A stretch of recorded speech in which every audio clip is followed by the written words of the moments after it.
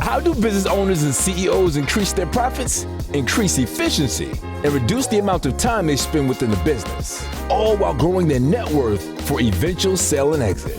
Our mission is to answer this question and unlock the secrets to success in the world of business transition planning. Welcome to Elevate Your Business, a podcast where we discuss valuable but sophisticated and complex growth and exit strategies and make them easy to understand. Join us as we talk to successful entrepreneurs, share new and profitable ideas, and help you to grow wiser and wealthier so that you can experience limitless success in both life and business.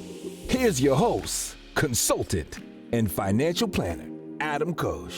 All right, everybody. Today's guest is Curtis Lewsey, who joins us with over 15 years of experience in sales and marketing. Curtis began his journey as a cold caller, but his focus quickly shifted toward making genuine connections, which resulted in a new wave of referrals, and this led him to co-authoring the national best-selling book, Appreciation Marketing: How to Achieve Greatness Through Gratitude. Curtis's global platform educates companies and sales teams on the power of appreciation marketing in today's technology-driven world, and he also founded AMCards, which is, you can find him at AMCards.com, which solve the problems surrounding the need for businesses to create ongoing customer appreciation. In this episode, we're going to talk about how to use Google Alerts to follow and send recognition and appreciation to people on your dream list of prospective clients, how to systematize and create processes that help you build a funnel of prospective clients who feel appreciated. And Curtis answers the question you probably never thought to ask yourself as a business owner, entrepreneur, sales team leader, or sales professional, which is how much of your profit you should be reinvesting into a new client in order to show your genuine appreciation and create customers for life. So buckle up as Curtis shares insights on building authentic connections, even in a digital age, and how to do it in only, wait for this, 90 seconds. I hope you enjoy my conversation with Curtis Lewsey. All right, so today we have marketing expert, author, cold caller turned entrepreneur and educator, Curtis Lewsey. Curtis, thank you so much for joining us on the show. An honor, brother. Thank you so much. Yeah, for sure. I'm excited about this. There's nothing, I know this is going to sound, I don't know. I took like one marketing class in college, but marketing is seriously something that I love so much. I have 2 degrees, one in finance, one in psychology. I always joke in my business, I use the psychology degree more than I do the finance degree. But all marketing is, I think, is people's reaction or the behavioral psychology of humans and how they react to stimuli or things that are being thrown at them, whether it be through, road signs or, emails they receive. But I'm really excited to talk to a marketing expert here and get your opinion on a few things. Fantastic. I'm here. Let's do it. Well, let's start with what we just finished talking about offline. And I love that you said this. I like quotes, and this is definitely quotable. Let's start by tell me what you mean by be remembered, not deleted. Well, I said that because of one of the things that you were just mentioning was how your email inbox is just so cluttered, right? And it's not just you. Everybody's email box is cluttered. Digital is just, even text messages these days. Think about I'm getting blown up with political messages. Every time I hit stop, I feel like there's another 5 that come in, and I've never had my text messages have unread messages, and I have like hundreds, and I gotta go back and just side swipe left and just delete the entire thread because I just get blown up. I feel like that's becoming the new spam. And what we talk about is be remembered, not deleted. We have a greeting card and gifting company showing up in somebody's mailbox, which is different. It stands out in marketing. That's what we want to do, right? We want to stand out and be different, be remembered, and not deleted. And deleted is, in reference to the digital side. Yeah, I get it now. That's awesome. Well, one of the things that you've invented is a concept. Let's start simple. Ground zero. You invented something that you call and you've copyrighted, trademarked, I should say, appreciation marketing. So tell us, what is appreciation marketing? Appreciation marketing, as it's like simple as boiled down terms, is sending out without expectation of getting something in return. It's showing appreciation, gratitude. It's It's also recognizing, appreciating, or celebrating somebody without the expectation of trying to get something. For instance, like if I was to send you a birthday card, Adam, and say, "Happy birthday, hope everything's going great with your business and your family." At the bottom, I put P.S. The greatest compliment in the world is a warm referral. Oh, by the way, I'm never too busy for your referrals. It negates the message. Am I really sending out to Yeah, appreciate you and celebrate your life, or am I sending out to try to get something in return? And it's what we call it's what we call like chocolate frosted dog crap was actually is chapter 5 of our book. It's like that's great. sending out what you think is a piece of chocolate cake until it gets in front of you. You smell it. It's crap. It's insincere. It goes in the garbage. It's sending out to try to get something in return, yet you're describing it as appreciation and gratitude, and it comes across as insincere and disingenuine. And if you're as a business owner or an entrepreneur and you're doing that stuff, it's like shooting yourself in the foot because we're all consumers. We all receive things. And when you receive that, it doesn't receive with like warm energy and like it doesn't want to, you don't want to put it up on the mantle. We say it's like sending out poopaganda, in terms of the Propaganda. so poopaganda. And so yeah, that's what appreciation marketing really is as essence. And when you do that, you're making these deposits into people's lives. And the more deposits that you make, the more that they remember they remember you fondly. And you're the number one person. You're the only financial advisor, or you're the only landscaper, or you're the only plumber or real estate agent that they're thinking of. And that's extremely valuable when it comes to repeat and referral business. Staying top of mind. It reminds me of something that the first consulting firm I ever hired way back in 2005 or 2006 was a company called Pareto Systems out of Canada. And they coined this phrase staying power. And what made me think of it was when you said it's not something you want to put on the mantle. So Mm. they talked about whatever you send out, you want it to have staying power. You don't want it to be something they just throw in the trash. So that sounds like exactly what you're talking about. And I also love that you're saying, I feel like this would work in life as well as business, by the way, and whether it's your siblings or friends, not expecting something in return, by the way, just because you've done something for them. But what are some examples of, maybe that can help elaborate on why your process works so well? So when you said cold caller turned entrepreneur, so my first job Yeah. out of school in college, I worked for Cintas Corporation, the uniform people. And so I cold called and knocked on every door, every store, and every floor, drumming up business, selling really sexy products like toilet paper, air Mm, fresheners, soaps, the businesses. And so, but being a publicly traded company, you're only as good as your last sale. You start over at zero, literally every day, every week, every month, every quarter. And so, you're kind of forced to look at people as dollar signs and decimal points. And a lot of times in business, as whether you're a financial advisor, a real estate agent, or a lender, it's kind of human nature to kind of look at a deal and say, okay, here's my commission. This is what I'm going to earn off of it. But it's also like when I was there, it was like everything was like that. I didn't look at people as like human beings that actually they had needs. Yes, I was servicing them, but then it gets kicked over to the service department. And I'm a hunter. I got to go get that next piece of business.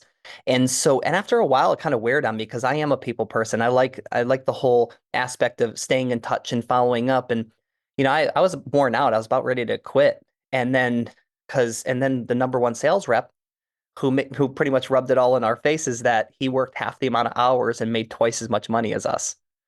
And I thought it wow. was because he was there longer.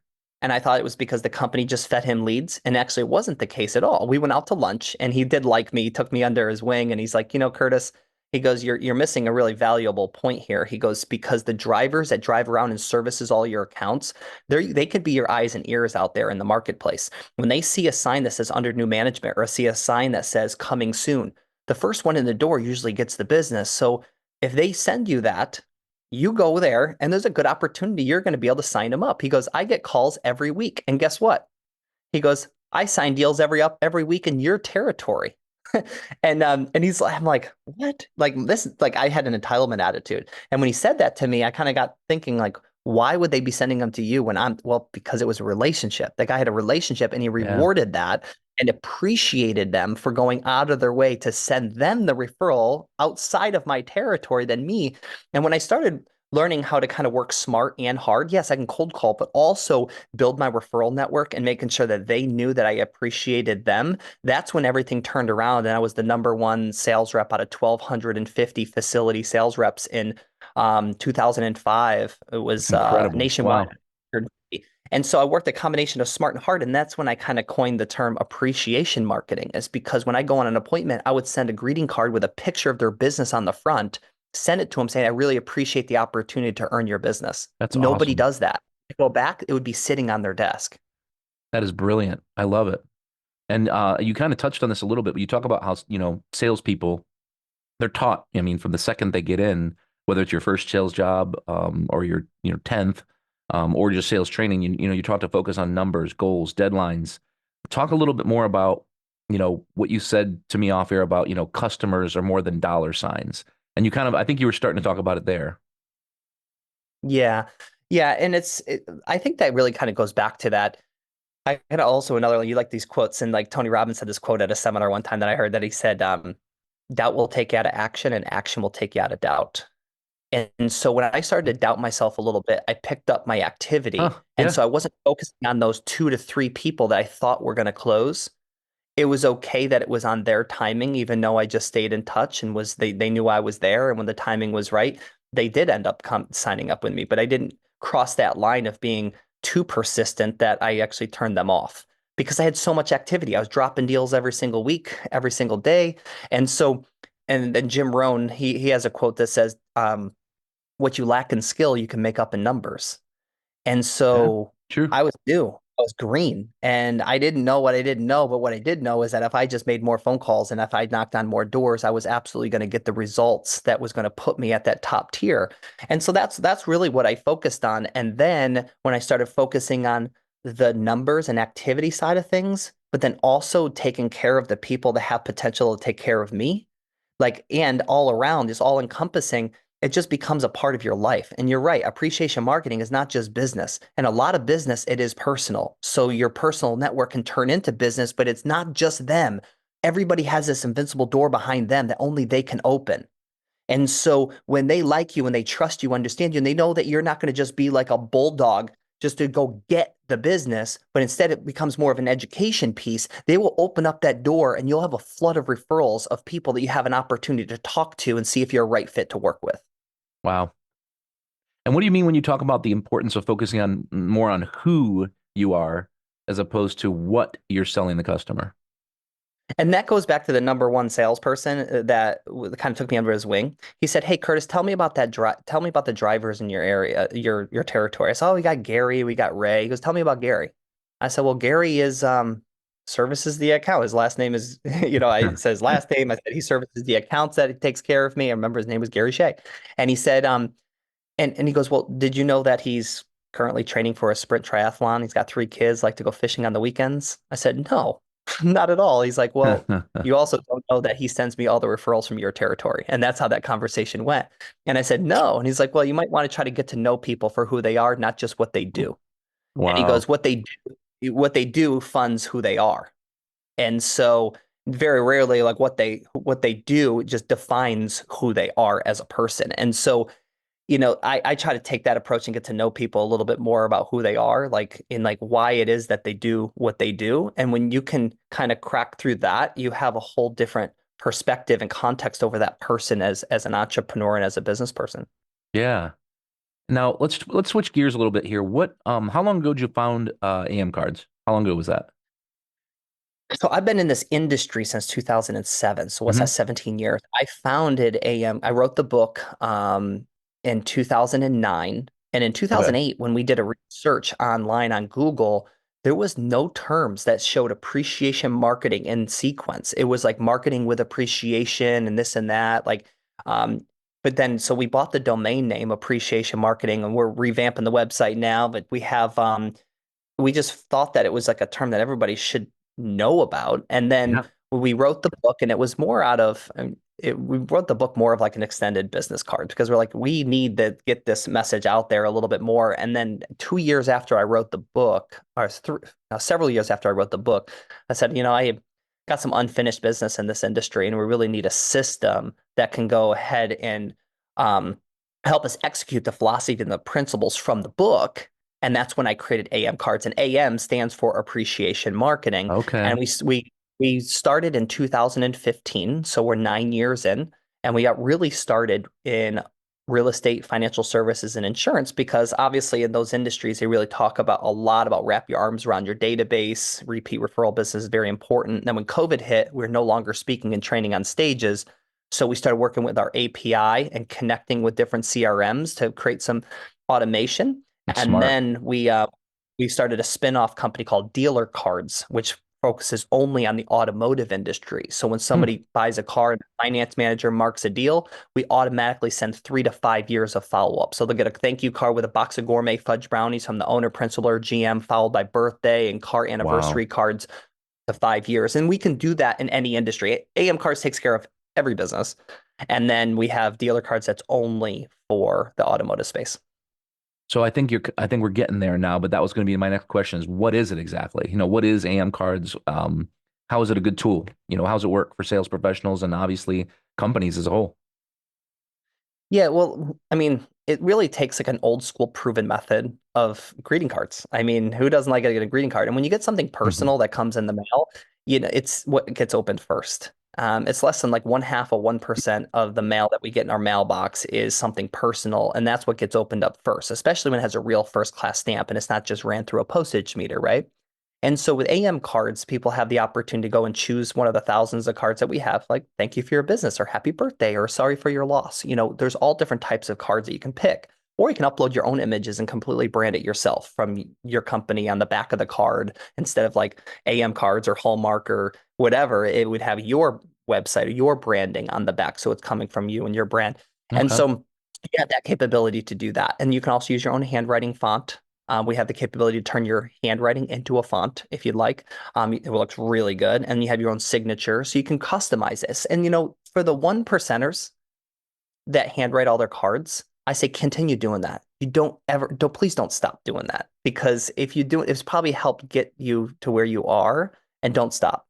The one thing that a couple things I would recommend is don't outsource your own heart. So like once you start getting too big, don't have your assistant write a birthday card or something to like your best friend or your top client. You take over that. If this is something that you've done, continue doing that.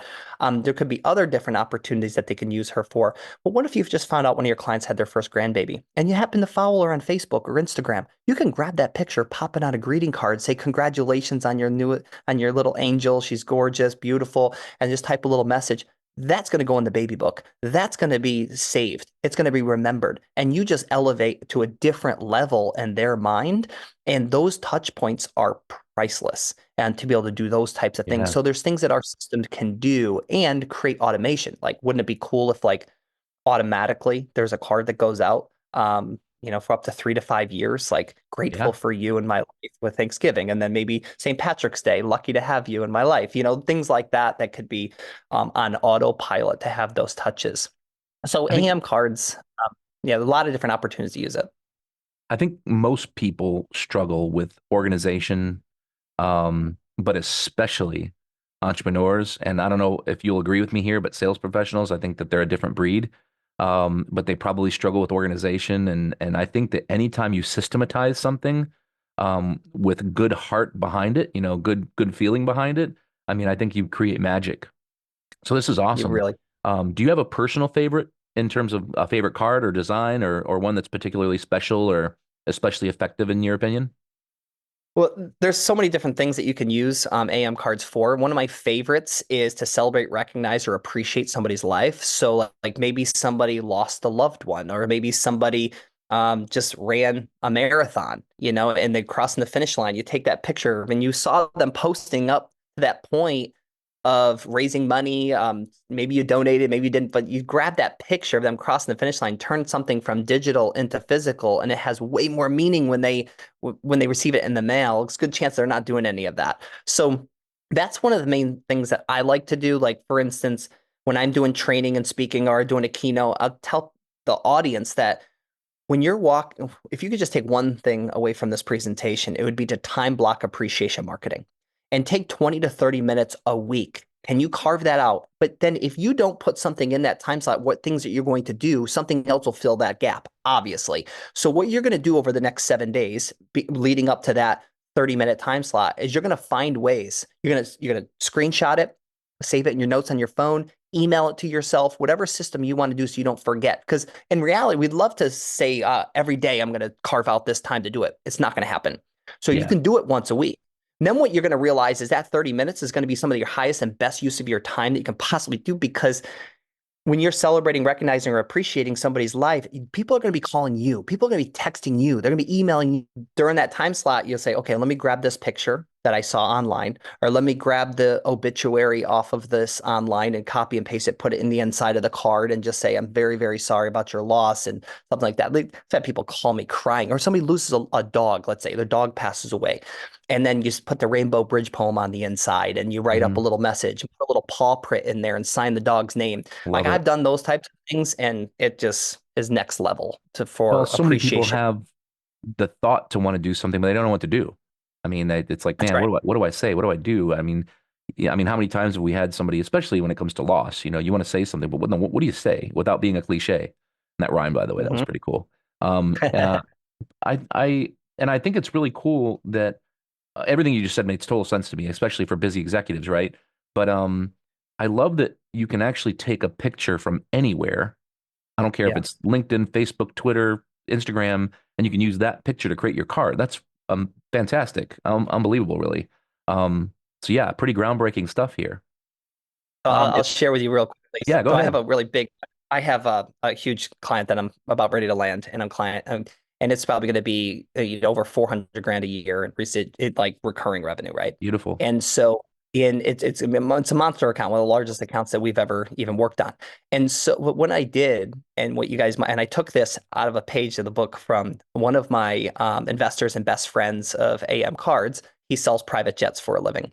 And so Oh, you can nice. imagine that his phone, the Rolodex, and billionaires and people, hundreds of millions of dollars and stuff. And, he's just an all around down to earth guy that lives in Connecticut on a farm, rescues horses, and then hops in his pickup truck and drives in New York City, New Jersey, and sells jets. And it's pretty cool. And so he told me, he's like, Curtis, you ever heard of Google Alerts? And I said, no. He's like, Google Alerts. Yeah. And then so I started, key influential people, as I will put their name in there. And so I got a notification that this gentleman that I was like actually opened up a restaurant, and he bought this old restaurant that was almost going to go under because he loved it, and they're renovating it and stuff like that. So I sent a picture from the newspaper article that he was written up in, and that was just another little touch point. I said, hey, congratulations, happened to notice this. He didn't know I'd put a Google alert on his name until he invited me into his office to sit down, and I was How'd like, you hey, know? this is. Yeah.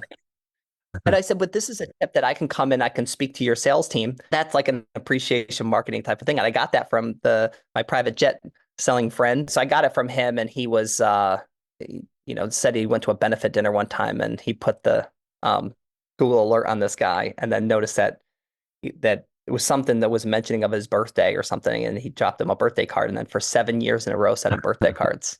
And That's then the great. seventh year, he said to me, he goes, he called him, this billionaire called him on his phone. He goes, Chris, I've been getting cards for you for many, many years now. And I always get two birthday cards in my mail every year. One from you and one from my aunt. And my aunt passed away this past year. And you're the only Oh one that showed up, man. and I call and say thank you. Wow. Imagine that. Powerful. Yeah. Yeah.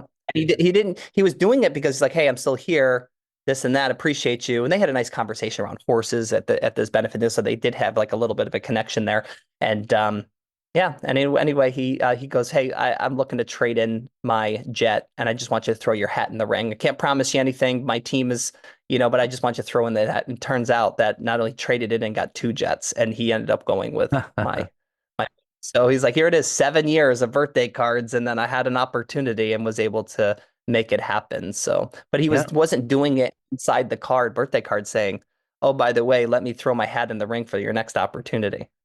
Another way to build the funnel, it's, again, Yeah, consistency and doing a lot of really good things for people over time and yeah. yeah, systematizing it. Let's step back just for a quick second. I'm curious, and it doesn't have to be specifically related to AM cards, but if you were to pick two or three of the biggest growth opportunities for sales professionals specifically today, what would they be? Well, it depends. Are you starting off? You brand new, or have you been in Let's the do both. business for a while? Let's do both. That'll make Okay, it both. easy. So if you're brand new, there's a good chance there's somebody in your organization or you have a mentor and there's a playbook. They're telling you there's a playbook in that. Like when I was at Cintas, they opened up the playbook and they said, "Hey, just follow this blueprint, follow this playbook, and you will be successful."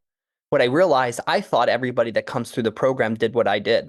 And what I realized is they don't. I made the phone calls, I knocked on the doors, and I got the results. And so that's what I did. And so I would recommend that you find a mentor, do what they did, and then just and do more of it. And there's a good chance that the mentor, the way they built their business, they might not have tried to build a personal brand. And I know that there's also some stipulations in certain industries that like what you can and cannot say. So making sure that you're going to do it right. But building your personal brand is huge, and getting out there. So I've been doing that a lot more of that lately. But the other thing is making sure that you build in an appreciation marketing strategy into your business and making sure that when you close a deal, when you open up a new relationship, however you want to say it, is that you are making sure that you're putting in some systems and you're reinvesting back into that. I would say anywhere from 1.5 to 2.5% of gross profit. If you take 1.5%, you have a $10,000 commission check. I hope that you can find $150 that you're going to say, I'm going to invest in that person. So maybe there's something little thing that you found out about them that you send a thank you card with maybe a little gift, or maybe send them some gourmet fudge brownies, but making sure you're also investing in that relationship and touching them on their birthday and putting systems in place to make sure that next 3 to 5 years, they're never going to forget you. That's really important. And then also making sure you have systems like you're talking about, offline, how important it is to have processes and systems and procedures. And when you have, and just, it's also tweaking those too. So like taking a step back, sometimes it's really important to slow down in order to speed up, and you slow down a little bit and you evaluate what you have going on. And because you get so caught up on closing that next deal, getting that next deal done, and you got this whole pool of people have already done business with you, and they know a lot of people that you don't know, and why it's important to just make sure that you're dripping on them as well with value and appreciation. Yeah. And what about future developments? If we go 5 years out in the future with AM cards, what future developments or expansions can we expect to see from AM cards going forward? Well, I almost feel like, well, first of all, there's a lot of really cool things. When I started the company, I had a vision of maybe even having like a 3D printing company along with the cards. So like maybe somebody Hmm. could pick something out that would be really cool, and then they design it, customize it. So we print the card over here, we print the gift over here, personalize, customize, send out. Like maybe example of maybe a customized bobblehead, with something where, you send out to something to be different outside the box. But really right now where we're investing into some technologies, that would also, so right now we connect with HubSpot, Hmm. with Salesforce, Pipedrive, Zoho, Monday. Those are type outs like on the AM card side, we are integrated, and with focusing on the API and all that stuff's good, but also enhancing our gifting. We are incorporating some more AI into our product as well. We have ChatGPT built in. People say, well, I don't know what to say in this card. Well, now you can say, what do I say? And literally it'll write your card for you. So we can have your card written for you. So those are some advancements that we've made in the recent, and it's also, I think, iterations and making some new features is very important. It's also just doubling down on what you currently have and making it better, and just keep refining it and simpler. Because at the end of the day, simplicity is what helps you scale. Yeah, that's great. It's exciting, and it's good that you're always looking forward, as they say, if you're not growing, you're dying, right? So it's good to hear that you're looking at future developments and improving things beyond what you've already done, which is fantastic. Yeah, not only for our customers, for our employees too.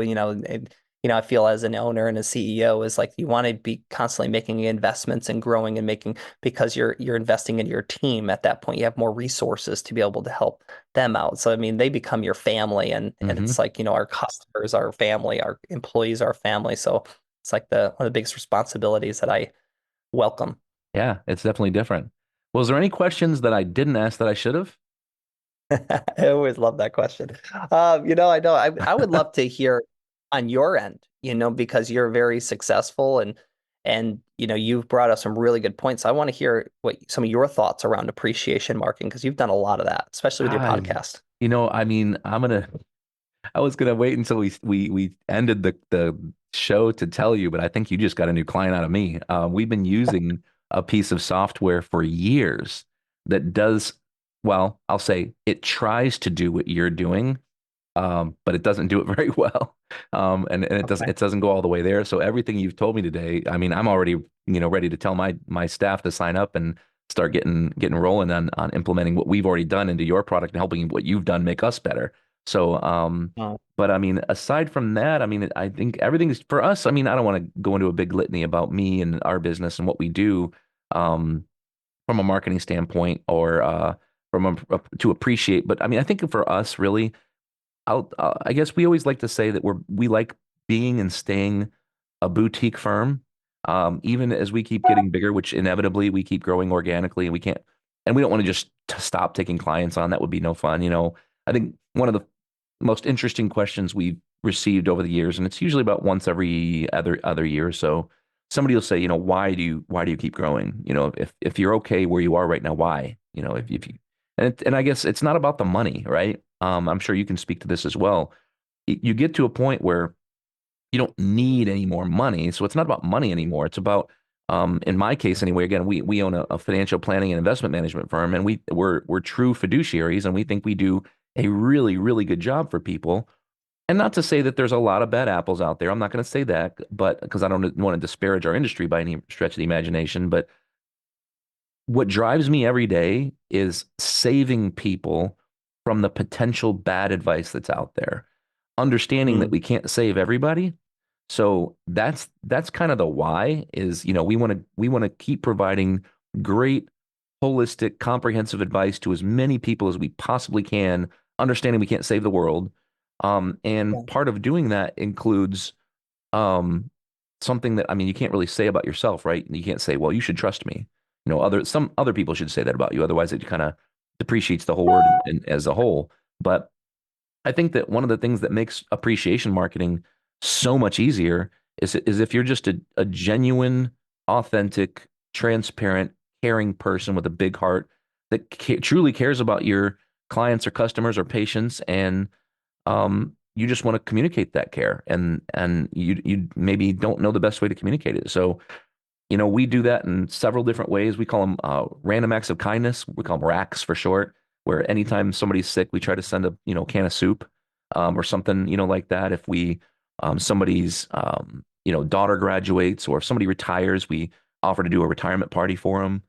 We'll show up just for a little bit, but then we just pay for the bill and walk away and let them hang out with their friends. But it's genuine. It's not just to make a sale. I mean, does it help build relationships and do deeper relationships, create more genuine, deeper relationships with clients, and thus more referrals, and thus more organic growth? 100%.